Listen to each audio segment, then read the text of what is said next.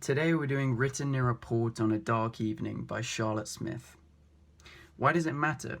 I think if darkness in this poem symbolizes ignorance and not knowing, and light symbolizes truth and knowledge, then the light of the poem is faint, and its reason or truth is wavering, which evokes the kind of flickering of light.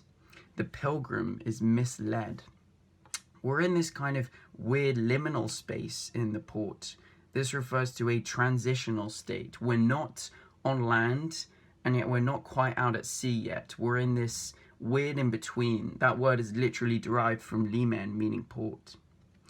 You might be able to relate to that in lockdown in the sense of just not knowing quite where to go or what to do. The context of the poem is definitely romantic.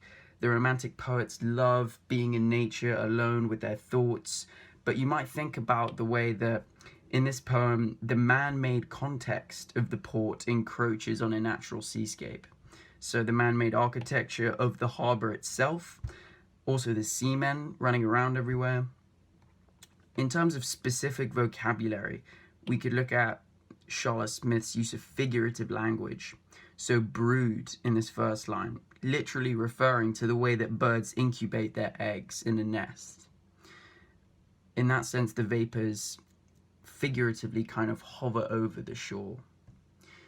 Repercussive we get in the third line, which literally means a kind of ricocheting off a surface. You can see that with the ball here, bouncing off. Figuratively, that can also give the sense of sound waves bouncing off a wall or a surface, an echo. And we get here then the billows or the winds bouncing off, echoing from the rocks in a repercussive roar. And then the last word I just want to look at is darkling. And you might wonder, why doesn't Charlotte Smith just say dark? I think it gives the idea of in the process of becoming dark. Dark means already dark, but darkling again plays up this kind of transitional state that we're in. Lastly, the use of literary devices, so the personification of the billows or the winds as drowsy, the anakolithon of these phrases, telling the watch and singing the hour.